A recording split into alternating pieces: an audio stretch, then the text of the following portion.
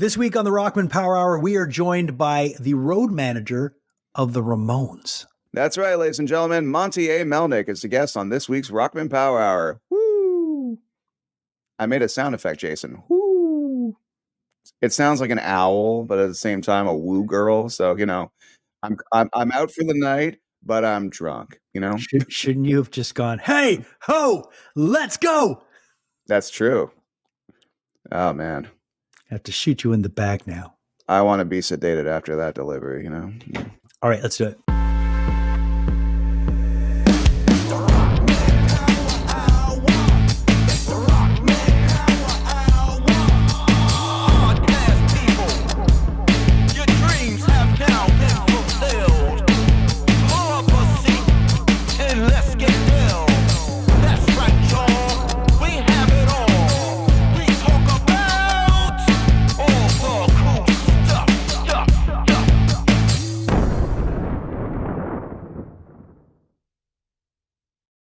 Welcome back to the Rockman Power Hour, a podcast where we talk to the most interesting people in the world of pop culture.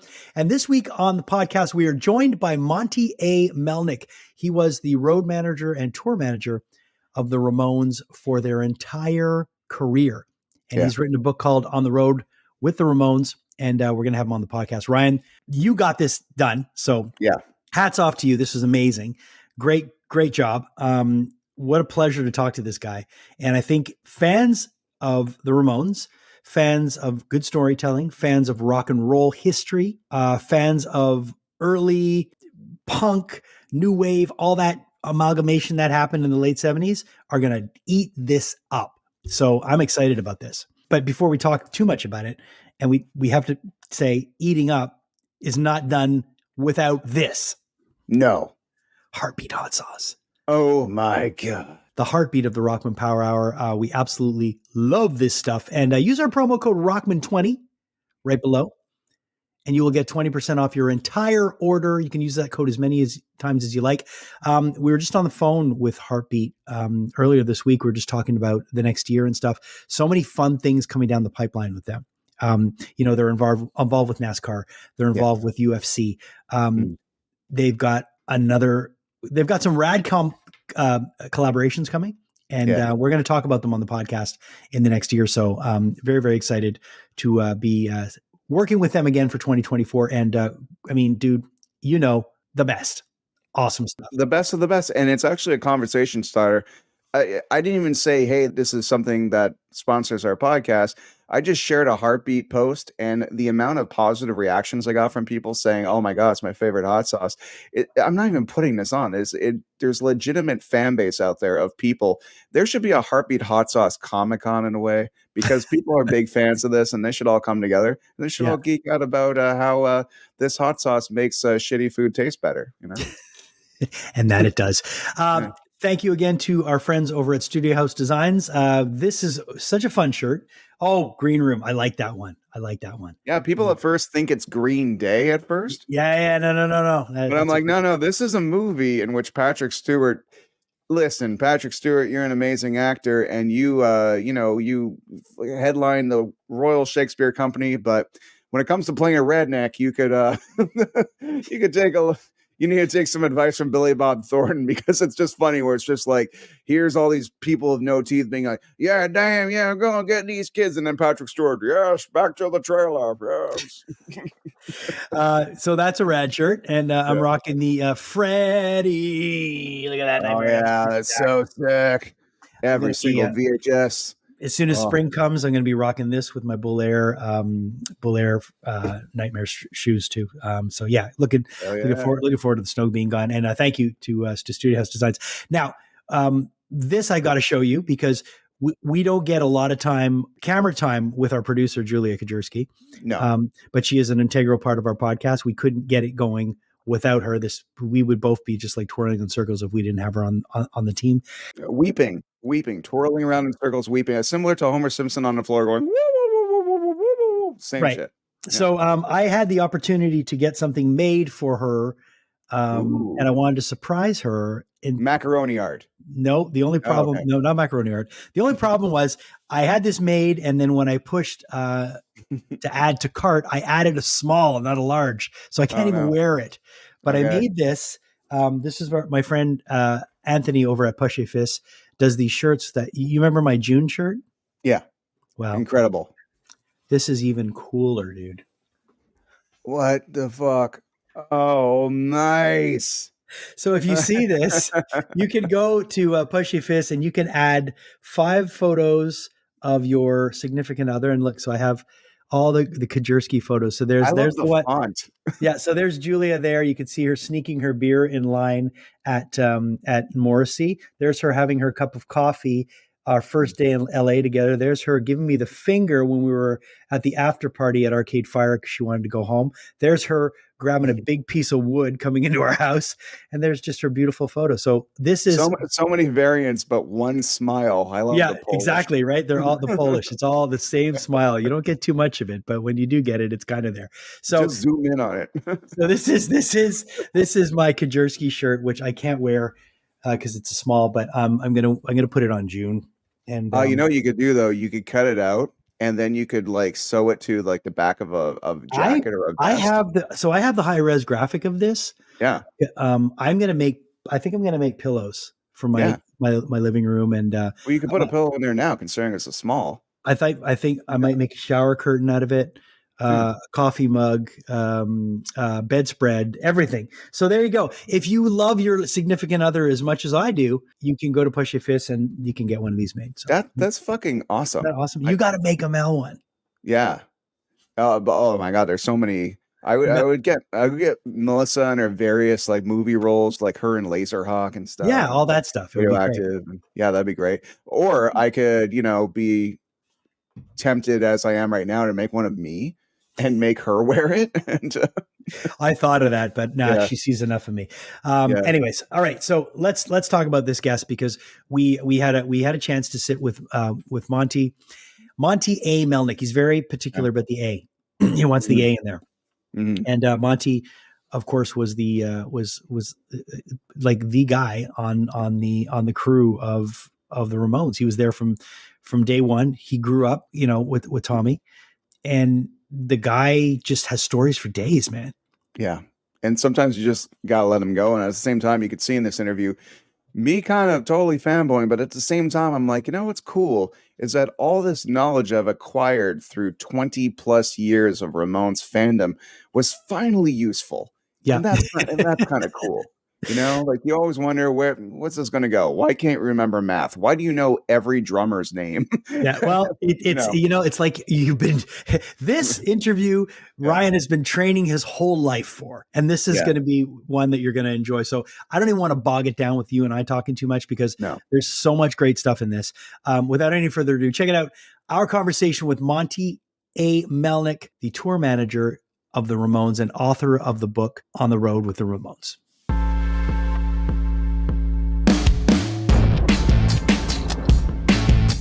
Ryan messages me. He's like, dude, what do you think about having Monte A. Melnick on the show? I'm like, how? He's like, I got a contact for him. Yeah, Like, well, what? Well, I sometimes you just have faith, man. You just put it out there on Facebook and sometimes they get back to you.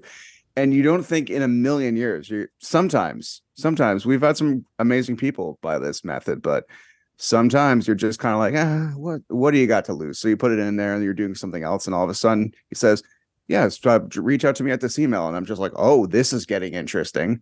I thought I So it's amazing, Monty, that you're here today because I've read your book years and years and years ago and seen most Ramones documentaries. And something that is always about your book and about and we'll talk of course about the updated edition, but you have this amazing ability to include everybody in Ramones history in your social media. And we're talking even when Clem was in the band for like 5 minutes. And and of course Richie and some of the other forgotten Ramones, and your book's like that too. Everybody out there, On the Road with the Ramones, it's an amazing book, And Monty, like sometimes people use books as just kind of like a way to air their dirty laundry and to just say, this is my version of the story. And here, me for 300 pages. You do not do that. You include everybody. You have all these interviews with all these people. Originally, was the book always like that? Or did you ever feel the need to tell your side of the story for 300 pages? Well, I work with so many different people and crews and bands at 8 different Ramones over the years. And I felt an oral history was good for me. I'm not really a writer, and when I first approached when I was first approached to do a book, I said, I'm not really a writer. I said, we'll get you a ghostwriter. So they came up with a few different people. And finally, Frank Meyer popped up, and he was great. It's unbelievable. I don't know if you know Frank Meyer, Streetwalking Cheetahs, and Yep.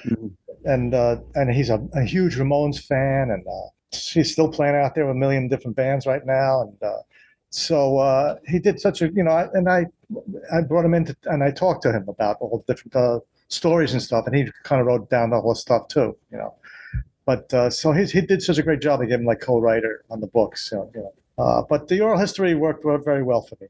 We called up a lot of people and talked to them on the phone, and I got a lot of different tapes from the different people we talked to over the years. Sorry, were they talking to you directly, or were they talking to both of you? Because it seemed like sometimes Johnny would even refer to you in his reactions and comments. Well, we're both on the phone, basically. Okay. I'm not on the tapes, together. And he asked a question, I'd ask a question, and we'd converse that way. It was the best way to do it for me. One of the crazy things that happens with time is that you can perceive a situation completely different than someone else perceives it, or you'll forget certain things, and then other people will remind you, hey, you don't remember, this is what happened. I think that's one of the most important reasons why you kind of have to stay friends with some people that you've known for a long time, because they're in a way the ones that not only will remind you, but sometimes will keep you honest, because they'll be the ones that like, you forget this happened. How much of that went on when you were doing the research for this book? Well, the old joke is, if you remember, you really weren't there. That's an old hippie joke. Yeah, no, of course. I was a hippie there. I went to Woodstock, by the way. Really? Whoa, yeah. Hang on. Don't rush over that. Let's talk a little bit about Woodstock. Being at Woodstock, do you remember Woodstock? Oh, of course not. I was. What was the question again? What was you? So when you're doing research for the book and you're asking people to recall their stories, I imagine, on more than one occasion, you were probably talking to people that had been, in the same room as you, or maybe in the same van as you, or at the same venue as you. Did you ever find that they were telling you stuff that you forgot about? Like, Monty, you don't remember when that bouncer wanted to throw this guy out, or that guy wouldn't pay at the end of the night, or, this guy didn't have this on the rider, or whatever it was. I'm sure. Well, it happens to me all the time when I meet people. They say, hey, remember this and that? I barely remember what I did yesterday, for going on 20, 30 years, 40 years ago, whatever, Yeah, that's, people tell their stories. The good thing, funny about the oral history and in a book, sometimes people would say some things and people would get back to, why'd you say that in the book? I said, I didn't say that. They said it. They said it in the book. I didn't say it. It seems like some seminal moments in the Ramones, whether if it the starting of the band, Tommy, I think, who is a wonderful person. I met him once on the street right after he performed a country western gig at the Montreal Jazz Festival, and you would think he'd be surrounded by people, but he wasn't. In fact, he was unrecognizable. Well, older in his life, if he's not walking around with a leather jacket and long hair, and he had beard and gray hair, beard. Exactly. Different look, totally. But it, in the early days, what I loved about your book is that how you and Tommy kind of started this studio together. And then Tommy had the side project Ramones, which you are a musician in your own right and are quite a good bass player for what it's worth, everybody. 30 Days Out, great band. It took a little bit of time for you to kind of get used to this Ramones sound, because, you're a musician in your own right, and this is an entirely new style of playing. Well, I grew up with Tommy. I went to junior high school with Tommy, went to high school with Tommy. I was in several bands with Tommy well before the Ramones. And then when he brought in then we got together in the performance studios. We designed the place, built the place, and then ran the place, and had times for our own projects. I had my own bands at the time, and Tommy brought in the Ramones. but seeing them from my perspective back then was quite a jolt because, I mean, back then they were so raw. I mean, I don't know if you've seen any early CBGB's footage of the Ramones. It was so, if I was coming from band with three-port harmonies, I really could play the instruments quite well. And so me first seeing them, it was a shock for me, I tell you the truth, in early years, I didn't, that the first couple of times I saw them, I didn't like them, you know what I mean? But then they started doing showcases and they asked me to run the sound for them. And I started running the sound for them and they got better and better because they played a lot. They really, they played Performance Studios quite a bit, then played CBGBs over 70 times. That's where they built their whole persona and they learned their whole stage presence and their instruments and the whole thing at CBGBs. It was a really great place to be at the time. I was lucky to be there for them to do that there, It's also fun when you think that every generation there's certain bands that have this icon status, and the Ramones are one of them. Every kid that's going through a rock and roll phase, the rite of passage is, you end up getting a Ramones t-shirt, you get a Black Flag t-shirt. There's these things that it's almost become a brand. It is a brand. Is it weird for you to see that and remember those few shows that you saw when they really didn't even come on your radar as being good, to see how much that has endured and has become like a part of pop culture and a rite of passage for most kids that are rebelling? Well, it's amazing. I mean, they're so much bigger now than they were when they were alive. The four of them, unfortunately, the four originals have passed away.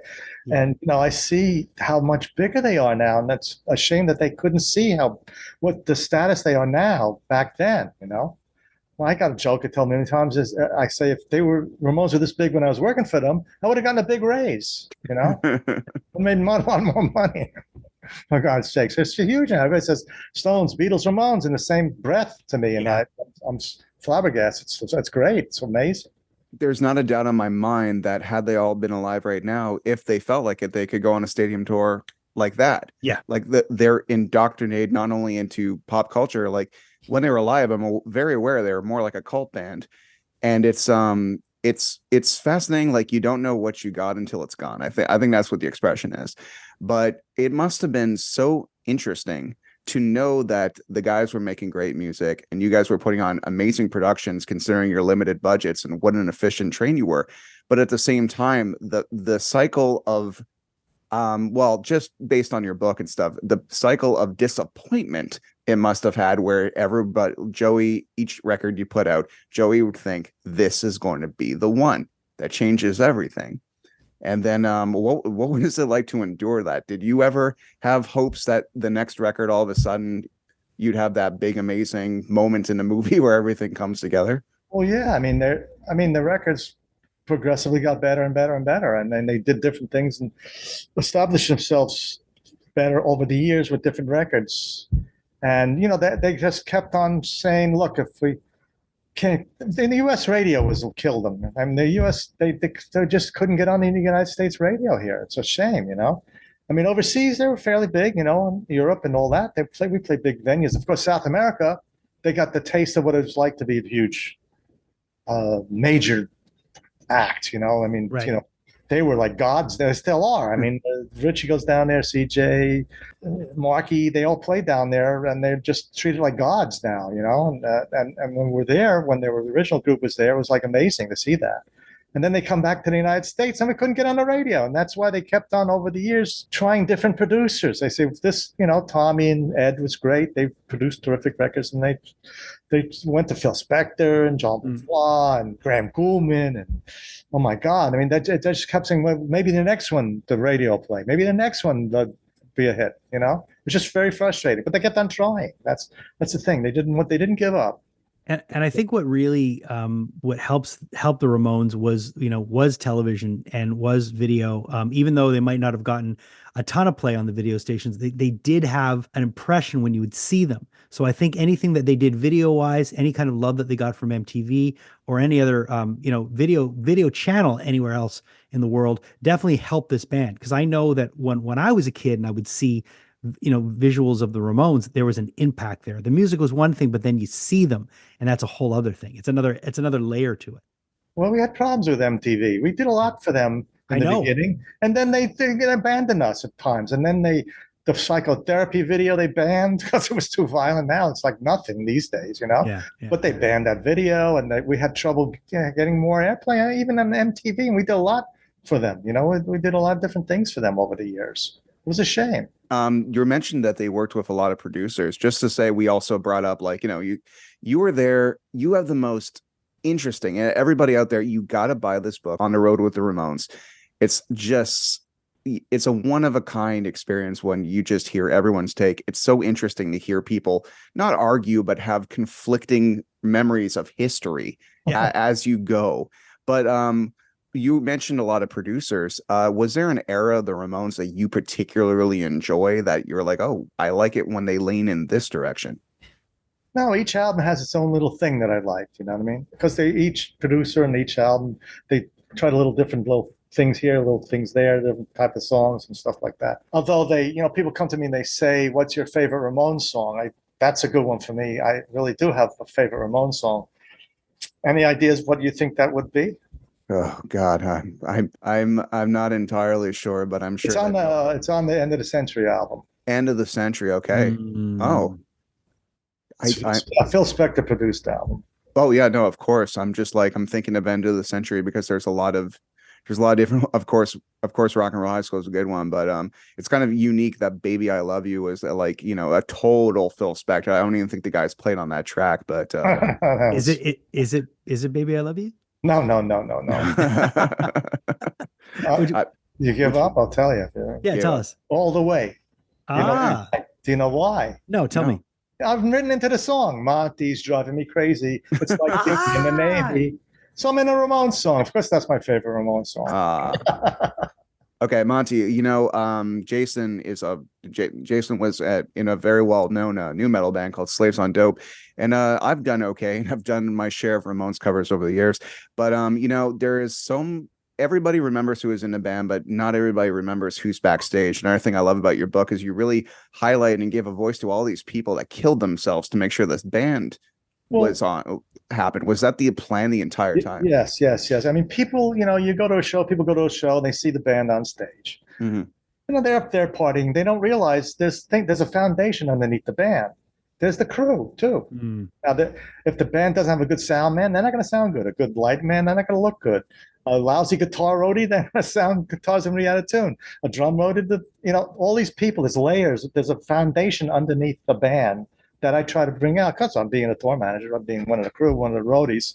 I try to bring that out and point that out to people that, this is what's underneath the band. When you go see a band, it's more than just the band on stage playing. There's other people involved you might not see, but that's going to affect the whole show, Yeah.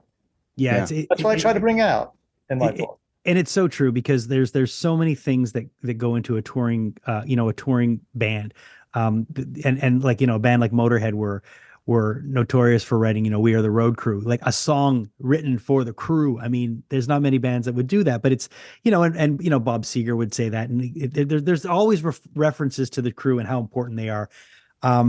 Speaking of Motorhead, he's wrote one of the best Ramones songs. Yeah. Ramones, Ramones. Yes, Ramones. Yeah, he's a great guy. He got very good, very friendly with the band, and it was. Oh, Lemmy. Yeah, Lemmy. I had not I don't want to make this about me, but I had the pleasure of being involved with Motorhead and with Lemmy at a very, very, very at one point when I moved to Los Angeles. Their manager at the time put me in charge of watering Lemmy's plants when he was away, because Lemmy had this little one-room apartment that he lived on right off Sunset Boulevard, and because he didn't believe in having more than a one-room apartment because you can't live in more than one room at a time. So why would I have more than one room? Which makes perfect sense. But a lot of people forget how much of an incredibly prolific songwriter Lemmy was. I mean, he wrote Ozzy's biggest hit, "Mama, I'm Coming Home." Like the guy is. So it's funny that you say that. And what a great person, what a wonderful person to meet in person, talk to him. Yeah. Oh yeah. Yeah. And this is the thing. There's so many bands that, kind of, I don't want to say leapfrogged over the Ramones, but there were bands that built on the Ramones foundation that ended up becoming huge, but they always paid respect to them. whether they did That's a true. cover. And that's the one thing that they always were a band's band, and they become more and more of a band's band. Like so many bands will cite them along with the Misfits as bands that that lay the foundation for the music that they make. Well, I think that's the legacy of the Ramones, basically. Right. Kind of like Johnny Appleseed, who go out when he would plant apples trees all over the place. In the early years, the Ramones would go out, play these small little dinky clubs in small cities and Europe and whatever, and all these kids would see them. And they say, "Hey, if they can do that, it's not that difficult. Just you got to be proficient, and you don't have to be a Eric Clapton or anything like that, or a great drum solos or something." So the Ramones playing there, and all these bands give them credit from seeing them early years and forming bands. So I get that's the legacy of the Ramones.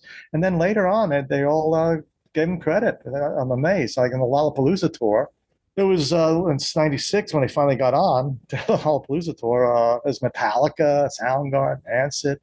So I put the Ramones on stage. And all of a sudden, I'm looking at the side of the stage, and all these bands are standing there. Yeah.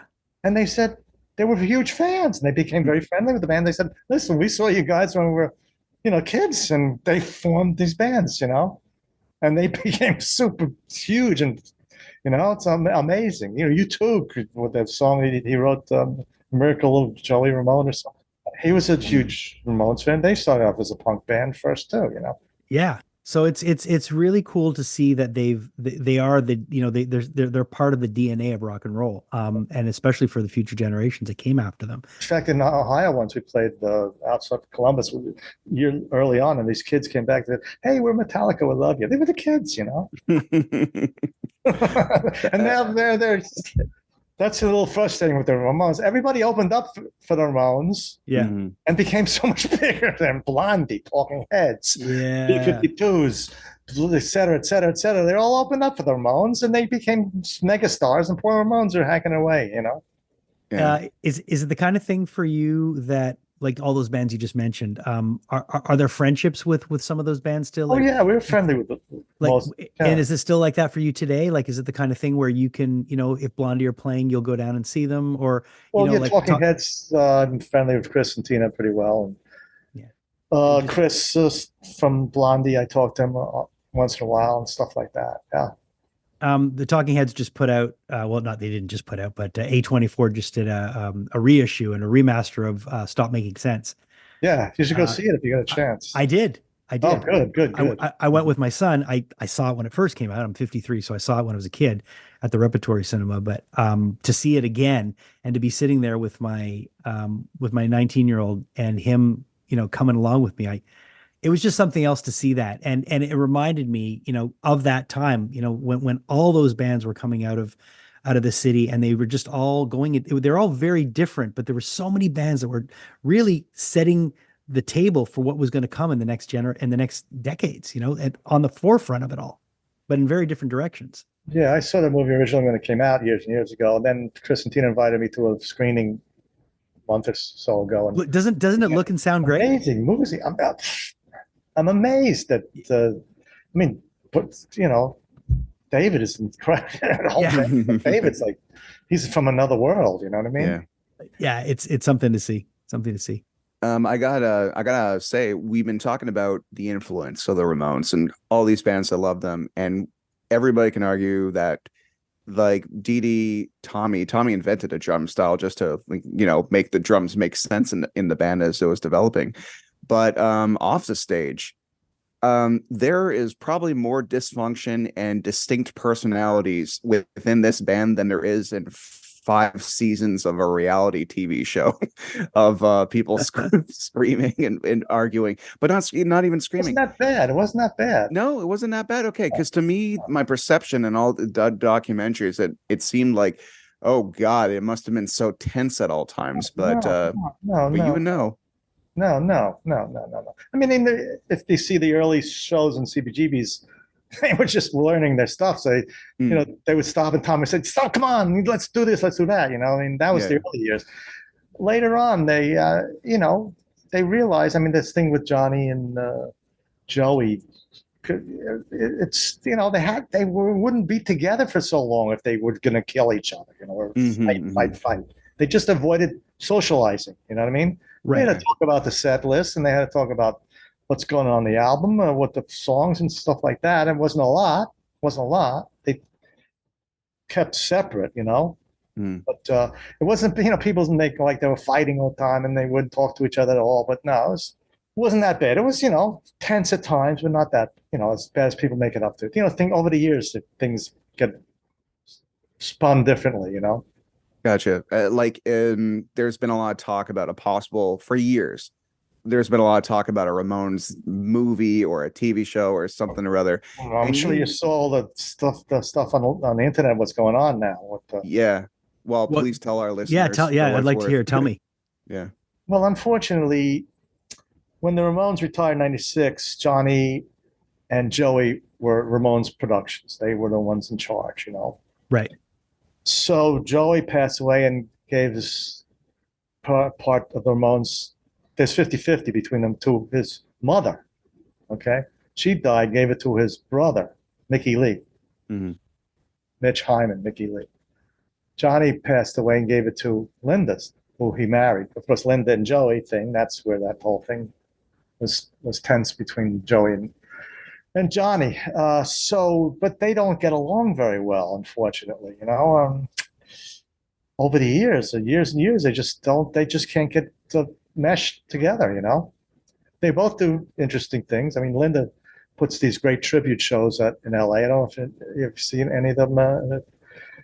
Hollywood Forever Cemetery. She puts the tribute shows together. I've heard of them. Really great stuff. I think she's going to have another one coming up in June.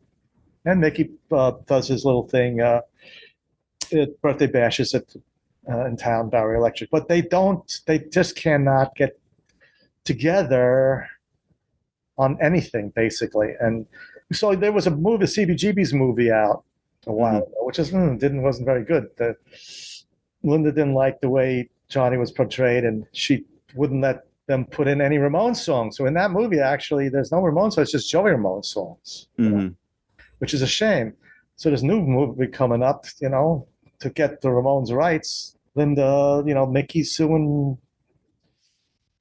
Linda suing Mickey. They're saying bad things, Mick says bad things about Linda, and et cetera, et cetera. It's very, very tense. So that whole movie is like up in the air right now. It's crazy when you think that, like we were mentioning, this is a big business. At the end of the day, the brand becomes a big business, and whoever the rights are passed on to, depending on who it is and how they feel about it, it can really change, how the band's represented. So if someone like you, who was there from, ground zero through the whole thing, when you see all this kind of stuff happening, I guess there's a part of you that's just like, can't we all just get along? Yeah, it's a nice bumper sticker. It's not been happening. It's been happening for years and years and years. It's not just something that popped up today or yesterday. Yeah, no, but I mean, it's got to be frustrating in a way, because I'm sure you'd love to see a proper tribute, maybe like a biopic of them, like told properly. Yeah, I'd like to see a Ramones picture. I just want Edward Norton to play me in the movie or something like that. I'm glad you said that, Monty. First of all, that's a great idea, because I think he'd actually knock that out of the park. Yeah, but that's actually great casting. It was some post I saw, and the whole reason why I actually ended up reaching out to you, because I thought about it, was I saw this post about the movie and stuff, and it was apparently Pete Davidson was supposed to play Joey. He's picked to play Joey. Yeah, right? He's picked to play Joey. And I'm like, and it's based on Mickey Lee's book, I Slept with Joey Ramone, which, has been received by fans and friends with, mixed emotions. But I responded to this post. I never do. I never respond to any of this crap, because I'm like, I don't want people I don't know and don't care about bothering me for the next few days. Well, I think you're wrong. But I just wrote, if you were going to do this, first of all, I wouldn't do a movie. I would do a mini series, because there's way too much story about 4 people to wrap up in an hour and a half, 2 hours. It's impossible. Second of all, why don't they base this based on Monte A. Melnick's book on the road? I saw that. You're the one that wrote that. I saw. Yeah, that was me. Very nice. I wrote I'm like, it is such a more well-rounded version of history, and he's the person that knew everybody. Yeah. So it's not just the brothers version of Joey or the widower's version of Johnny. It's a much more like, you would want someone a little less emotionally involved with one side to make sure that they tell the Sure. story. You're Makes right sense. about a miniseries because there's so many. I mean, 8 different Ramones over the years and Yeah, 22 years and so much stuff there, you know. But I would do one per decade. One per any decade. producers out there, I'm open, but I'm going to have the same problems. It's funny when you look at iconic rock bands and Led Zeppelin's another one. Hammer of the Gods was a great book, Mhm. but the book that I really liked was Richard Cole's book. He's another guy that was Richard Cole's another real famous road manager like that That's a was great there. book. I mean, that was there. Stairway to Heaven was a great. His book is phenomenal. Um, it really is a different perspective when you're the road manager because you get to really stand back and observe everything, and you're not necessarily caught in the dynamic of the band. There's always power struggles in bands, but when you're a road manager, you have to kind of make everybody happy. Over the years, I worked up to tour manager. Yeah, well, but still, I mean, you still were responsible for this rolling circus. But yeah, I always say that I know I had to deal with a crazy band, but also crazy crew on top of that. So it's a triple amount of people. And then the crazy the local promoters crew, and then the promoters, and a lot of people that the tour manager or road manager has to deal with. People don't realize that's why I try to put in the book what I had to deal with over the years. So if you could give us one story from the book, one crazy story that people that really might be a great worm to get people on the hook to read this. Well, all right. I think I told this a couple of times. In Spain, we played a bull ring, big outdoor bull ring. And on my writer, I also put some pages of my writer in the book so I can see that there's a stage plot that says I need a barrier with security guards in front. So the promoter, the bull ring said, "Yeah, don't worry, we'll have security for you." The show's about to start, and the army comes out in front, army guys with machine guns. I said, "That's the best security I ever had. I'll tell you that." I don't know what they thought about. That was pretty crazy, That's insane. Speaking of craziness in the books and stuff, I want to ask you before, because you had mentioned Edward Norton playing you, which I think Edward Norton is such a strong actor. Like they're gonna pile on the drama if they make this. They're gonna pile on the drama. Like Joey will be, there'll be many tear scenes, and Johnny is going to be kicking things. Like it's what movies do. But what actors do you think would play great Ramones? And it doesn't have to be particularly right now. It could be an actor from the 70s movie, 70s, 60s, 90s. Anybody that you ever thought that the guys kind of reminded you of in a cinematic sense.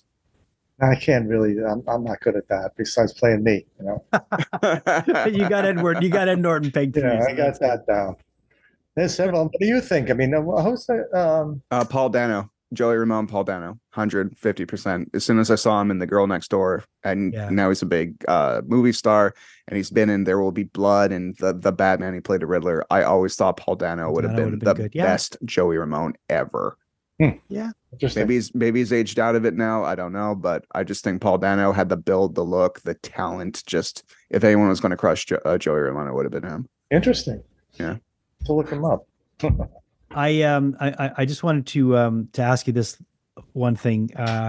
There was the John Bravato's documentary on punk, and I don't know if I'm sure you heard about it. There was a screening that happened in Los Angeles where they had Henry Rollins, John Lydon, Markey, and a bunch of people on a panel, and it got really heated between Markey and John. Markey yeah, and John. I saw that. Now I know, knowing you, from what I know, how you respect all the members of the Ramones as being part of the history and the legacy. How did you feel when you saw that exchange? Did you feel for Markey? Yeah, I think Markey said some good things there and stood up and gave it to him. Because it got. He can be annoying a lot, I mean, that's, you gotta, if you're there, if you could say something like Markey did, that's great. Yeah, because it was a strange one, but I mean, almost came to fisticuffs there. I know, and but the thing about Lydon is that he'll come up and he'll say whatever he wants to say, and he's never been apologetic about it. Yeah, yeah, definitely.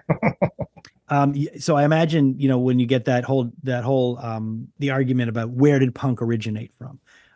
So many people will say England, some people will say New York. In your opinion, What was the first experience you had with punk? Was it the Ramones? Yeah, Definitely, right? definitely. Well, I grew up with Tommy, and then in Performance Studios, that's the band I saw and worked with mostly there, and it's CBGB's. And they didn't really, in the beginning, they didn't like the word punk, They didn't Yeah. they just wanted to be called rock and roll band. Yeah. They didn't like the name punk. Some people will go back to say, it was the MC5, it was the Who. So it's like Iggy. Iggy, exactly. So it's crazy how some people will argue about that. But at the end of the day, no matter what, everybody influences everybody. Yes. And for you, who would you say was the biggest influence for the Ramones? All those people just mentioned, MC5, Iggy, it's, people along those lines they listen to. Luckily in New York, we had the Fillmore East here when Right. we were kids. So Tommy and I went to a lot of shows. We saw a lot of different bands, all different, Sam and Dave, Mothers of Invention, The Who, the Jimi Hendrix we saw a lot. I mean, we saw so many different types of acts, not just one specific things. And Johnny too.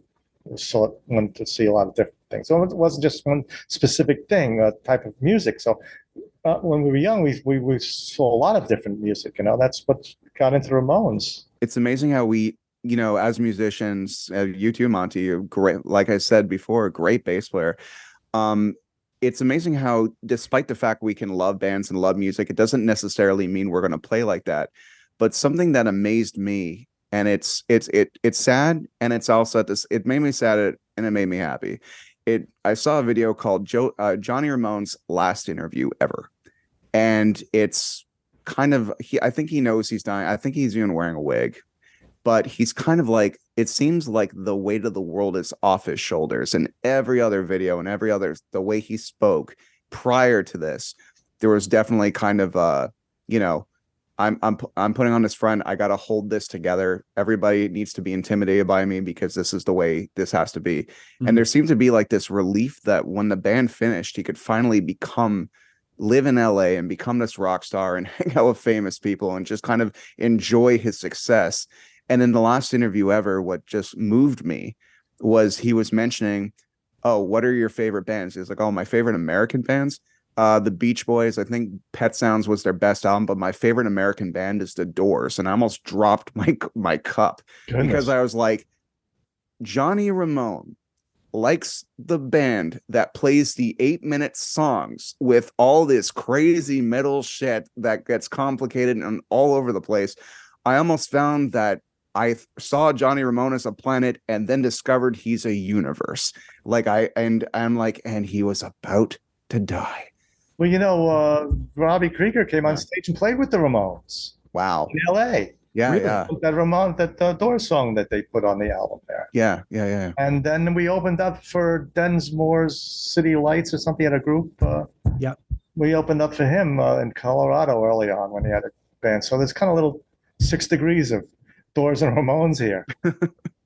That's incredible. And they have Krieger on stage with the Ramones. That's insane, Yeah, but apparently Johnny, because of rereading your book, I was just so thrilled to find out, and Johnny played with the Red Hot Chili Peppers on stage once, and Metallica, and all this other stuff. Like, really, for a guy that I was under the impression my entire life was this stern, refusing to change even his haircut and his clothes type guy, to be so open-minded and just to enjoy all that in the last few years of his life, it's kind of a beautiful ending to it.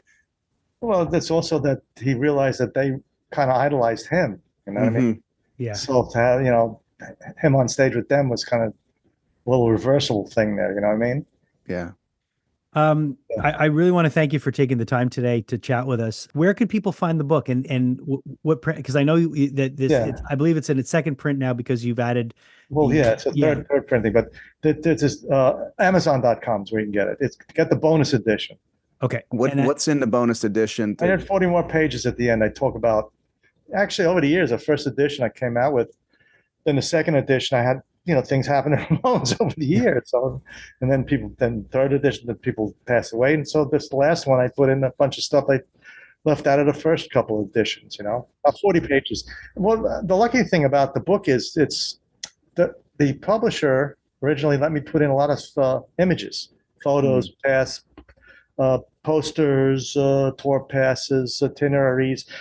over 300 images, which is unusual. Books usually like text, some pictures in the middle, text. Yeah.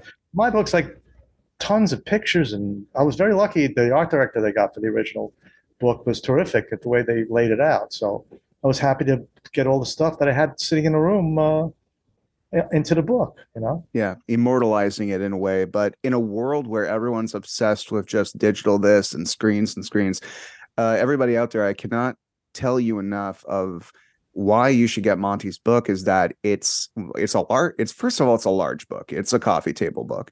But at the same time, like Monty said, it's full of all these beautiful images and backstage passes and everything. But I think it brings back the importance of owning something physically. That's what your book represents to me, because it's first of all being large, but second of all, just as any hardcore Ramones collector or fan out there, this book is unique. It's something you got to have, and also at the same time, it's special. And you put your heart and soul into it, and clearly it's the Ramones world. It's not just what you think about the Ramones world. You could have did that, but instead you said no. You invited everybody to the party, and everyone had something to say. It's amazing. The first couple editions, an ebook came out on it. Don't get the ebook because they didn't do a good job. It can't capture the book in an ebook. Unfortunately, the bonus edition is not an ebook yet, but it's a regular book. So just go for the bonus edition. Has the Ramones in red on it, you know. Red. Yeah. So it says bonus edition over here. The real book is bigger than that, ladies and gentlemen. Just like I was going to say, wow, that's look at really look at this book. It's look at the size of this book. Ryan, you don't know what big means. Here's the big book. There we go. There you go. Look how thick it is. Oh, geez, that sounds weird. I mean, Monty, thanks for taking the time. Oh, last question. Let's have some more. Oh, cool. Really? Please. No, it's okay. Yeah, no, it's fine. I don't want to keep you. So okay, I'm fine. Okay. I got another 2 minutes. No, go ahead. All right. Okay, cool. Yeah, I'm fine. Montreal or New York bagels? New York, Montreal bagels. You they made bagels there.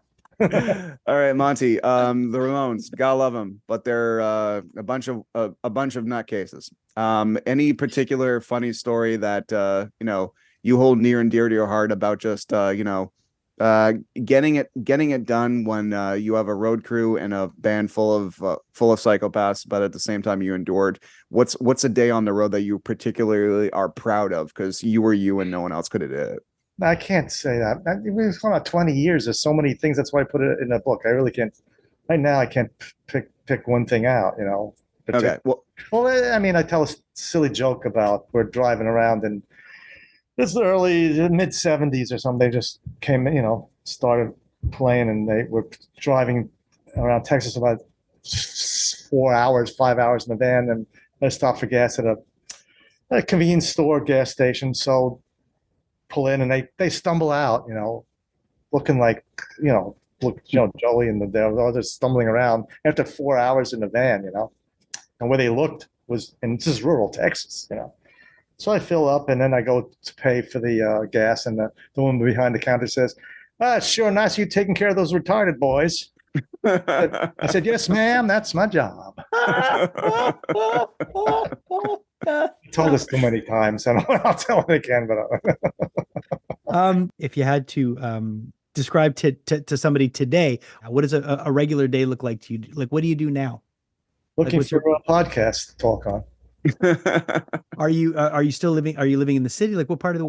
Yeah, I live in Queens. I have a part-time job at Queens Theater. It's a theater in Queens, and I do a little in-house managing there part-time. That keeps me semi-busy. And then, is it a live venue? Yeah. It's in the movie Men in Black, there's the towers and the Unisphere. There's a theater underneath the towers. Okay. If it's a live venue place, I do a little part-time work there, in-house managing stuff. Keeps me, here and there. A lot of bands coming through there still? Well, it's not bands, and more like plays and dance companies, and Charo's playing there. Charo? Oh, really? Do you ever have anybody that comes into the office and goes, wait a minute, are you that Monte A. Melnick? Yeah, people spot me there. It's crazy. That's why I carry these little cards around with me. I give them like, here's a little souvenir. Oh, I love nice. it. I love it. Yeah, and all the Ramones fans are like, I was under the impression there was no Melnicks. based on the signage. That's not how you want me to tell that story? Absolutely. Sure, do it. All right. So one day I'm walking around and I'm going to the crew room. And on the door of the crew room, there's a sign, no Melnicks. Like, I'm not allowed into the crew. Okay, fine. It's funny, haha, crew. All of a sudden, later on, people come to me and say, we were in this club and then somebody wrote no Melnicks on the ceiling and then the no Melnicks on the door. No, the crew was going around writing no Melnicks all over the place. They thought it was funny. And actually, the band thought it was funny too. So in the movie I Want to Live, they put, if you watch it, there's one shot of Times Square where the big sign on Times Square, they flash no Melnicks. They actually paid to put that up, no Melnicks, on the Times Square sign. The band thought it was funny, But people come to me and say, "What's the no Melnicks here?" I said, "What's the cruise? That's the cruise's idea of a joke. That I'm not allowed originally into their crew room." I think that's one of the things that that touring musicians and touring crew develop over so many years together is you have your own language. You have little things that you can say to each other, maybe just a glance, one word, and it brings you right back to where all that stuff originally, happened and where it started from. Like the no Melnicks thing. Now I like to say it's yes Melnicks now. You have the final say. It's really been a pleasure to chat with you today. Honestly, it's been really nice, and thank you for accepting. Ryan is a huge fan, and has absorbed the book many times. I'm going to pick up a copy. And I just love the authenticity of your storytelling. It's just great to see, because there's not many people that can say they were there when, and those are the people you want to try to talk to. Were you up in Canada? Yeah, we're in Montreal. Oh, okay. That's why we're asking the bagel thing. Oh, how are Montreal bagels? I've never had one. They're great. They're different. They've got a much bigger hole. They don't have as much of a surface for schmear. So you get some people that. Well, it's a story. And when we played Toronto in '77, there was a festival. We were opening up for Ted Nugent and Aerosmith or something like that. And early on, the promoters didn't know where to put the Ramones. So they stuck us on these crazy bills, Okay. Mm-hmm. And then, unfortunately, '77, the 30,000 people didn't want to see the Ramones. They were talk about food. I think they were throwing some bagels on stage, but they throw food on stage. It might have been some bagels in the middle of the set, and they got pissed off. And so there's a picture out there, Dee Dee and Johnny giving the bird to 30,000 people. They walked off stage. So fuck you guys, that was just food. But later on, when we opened up early on for like Black Sabbath audience, that was dangerous because they weren't throwing food. They were throwing like batteries and coins. Yeah. An ice pick actually came up on stage. Early on, the metal people didn't know the Ramones at the time, and we had all these gigs with 4 shows opening up for the Black Sabbath, and their audience didn't want to hear anything with the Ramones, Yeah, it's a little Canadian story there. Canadians not as nice as the stereotypes would portray. But one of the first places we went out of New York was up to Canada and to play up there. We always had great audiences up there. I've heard CJ tell me in person, not he was on our show when he was playing with the Gimme Gimme, so he didn't say it then, but he did tell me in person a few years ago. I always asked him, I'm like, why did you guys play so fast in the 90s where the songs were almost unrecognizable because they're so quick? And according to CJ, and this is not written down or anything, but according to CJ, he said, Johnny and Marky wanted to get the fuck out of there faster, so they played the songs fast. Can you collaborate that story? Maybe that's possible. I mean, it did speed up. I mean, Richie actually sped them up quite a bit too. Yeah. Speaking of Richie, did he actively decide to not be part of the book? Because I'm about to read his book, and we might talk to him in a few weeks. But I was worried about repetition of the information I was going to learn from your book until I realized that he didn't participate in it. Was that? At the time, he wasn't talking to me, but I straightened things out with him later on. Well, I'm really glad that things are straightened out. It's I think it's a very unique part. I love those 3 albums, those 3 Richie albums. I think they're so cool and so creative. And at first, when I was a kid, all I wanted to hear was the first 4 albums, and then later on in life, I just embraced. I'm like, oh my god, Too Tough to Die and Animal Boy and Halfway to Sanity are such cool albums, and the synthesizers are actually amazing. And I love the corniness and the 80s-ness. There's this one music video you guys did with it's a parody of I think Live Aid and Rock Aid or one of those, where it's called Something to Believe In, and that That's song means great so video. much to me. I'm in that. Yeah, of course you're in that. And I also saw you're in Rock and Roll High School, of course. But in Something to Believe In, you had all these other like people like Weird Al and stuff. Oh yeah, like, that was cool the way they strung all these different people into it. Yeah. Speaking of No Melnicks, if you look at the beginning of the Sedated video, I'm in it and I come out and it's just very fast. But right in the beginning, I walk out, somebody comes out with a No Melnick sign and chases me off. You can see that, No Melnick. So talk about the No Melnicks there. I made it into that. That's what they, the band loved to keep the No Melnicks going. I love it. I love it. The inside jokes. That's what makes it special, because it's the stuff. And when it gets out into the public and people know what it is, but it's great when you do that stuff and only you know about it. And another thing, if you look at the video where they're in the graveyard, what's Pet Cemetery? Pet Cemetery. My mind. They're being lowered slowly. Look to the right. They put a Melnick's tombstone in the back there. But here's this weird thing. Here's a weird thing. Joey's buried in New Jersey, cemetery in Jersey. So you drive up the road and he's like 3 rows back. The first stone is a Melnick's. Wow. Wow. And then you go through 2. So look at the Melnick stone and go 2 back, and you'll find Joey's gravesite. It's crazy. Holy mackerel! Every time I go there, it's like it's weird. Well, as long as it's not yours. Yeah, as long as you're not walking over your grave, it's all good. Knows? I might be a ghost. Yeah. I know Melnick ghost. Everybody out there, you'll learn in Monty's book that Monty went above and beyond as a road manager. Of course, you and Joey had a very if it wasn't for you kind of watching Joey had some issues, and back then people didn't know a lot about OCD and stuff. But anything about it in the beginning, people thought he was like out of his mind until they diagnosed it.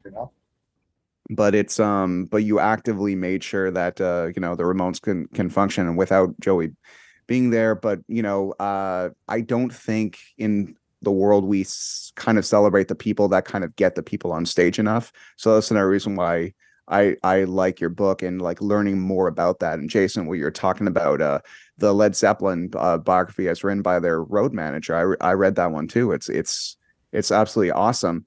Now that everybody knows so much more about OCD, and now everyone's more about mental awareness and everything, do you think the Ramones story being popularized might actually be better for people who are kind of like struggling on the road? Like, do you think like it should be told more as not a cautionary tale, but as kind of like an optimistic, like they aren't just accessible as players. You could be in a band too, but you can be in a band if you have OCD, if you are bipolar, if you're, manic depressive, or if you're a hard ass.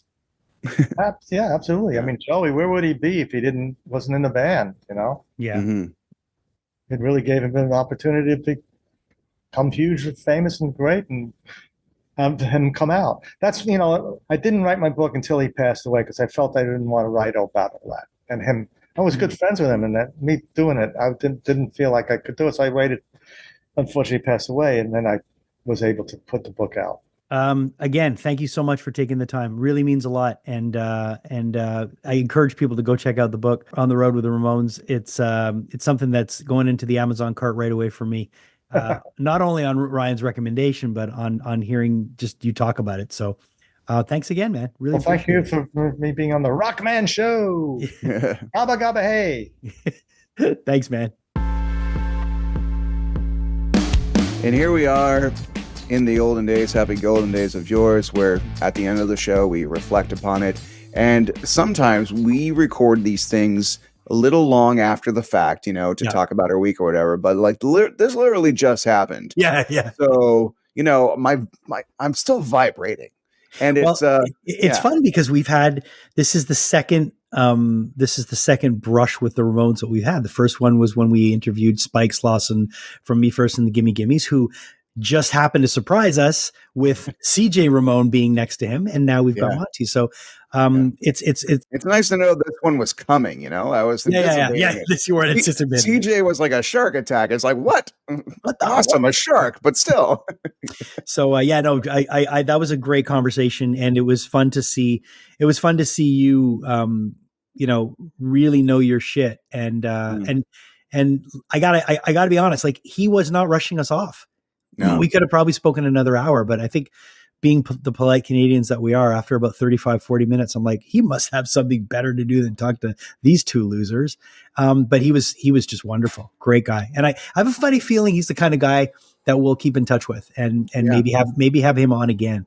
I think that's the best thing about leaving wanting more, especially, or leaving something in the tank, because, there might be other people in that universe coming on the show at one point. And if that's the case, it's I kind of like having those episodes where you team people up, especially ones that you wouldn't expect, because those are fun. Like, for instance, if we want to look back, I think one of the strengths of the Rockman Power Hour is those amazing episodes like you did with the producer and the bassist of Faith No More. Like, that was so that was cool. One of my favorites. I'm not even a Faith No More fan, and I'm like, I know I'm only getting this information here because it's them right now. Well, that's it. It's like, you get the story from the horse's mouth, and that's literally how you feel when you're talking to Monte. You're like, no one's going to know it as well as him. He was in the fucking van. Yeah. He was in the van. He was backstage at the venue. He was the guy settling up at the end of the night. He was there on the days off. Like, he saw everything, so it's pretty cool to talk to him. I have to say, that was really, really rad. And something I got to say about Monte just being like, clearly, this is an opportunity where he could have wrote 300 pages all about how he did everything and how he should get more recognition. Because let's face it, in a lot of rock and roll autobiographies, that's the majority of all the things you hear, especially people associated with the band. But this is a book that honors the band. And the fact that Monte finally had a voice to say something, he chose to invite everybody else as well, and all share in this limelight. And that says a lot about a person. Yeah. And, it just goes to show that this is why Monte was able to keep that circus together, because it wasn't all about him. A lot of lesser people always try to turn the camera on themselves and feel self-validation for the hard work that no one knows they do. Yet at the same time, he just did his job. Yeah. Instead of partying and overindulging and like doing all these drugs and fucking everything up for everyone, he was getting up early. He was going to bed late. He was getting up early, and he was making sure it stayed on track. Yeah. And, I don't think I have enough personality to be as selfless as Monte A. Melnick is, but here we go. Great having him on. Hope we get to talk to him again soon. And that was fun. That was really, really fun. Again, we'll have to thank our friends over at Studio House Designs for making us look fresh every week. We always look good. And of course, our sponsor, Heartbeat Hot Sauce, the heartbeat of the Rockman Power Hour. This is the jalapeno that I love as well. And you can get them over at heartbeathotsauce.com. Use our promo code Rockman20 and get 20% off your entire order. And you can use that code over and over and over again. Thanks to our producer, Julia Kajerski. Thank you to my co-host, Ryan Stick. And thanks to all of you. And please, if you are enjoying the Rockman Power Hour, like, subscribe, do all that fun stuff. And that way you will be kept abreast on when we drop new material. And until next week, and I find another creative way to use the word abreast, we'll see you next time on the Rockman Power Hour.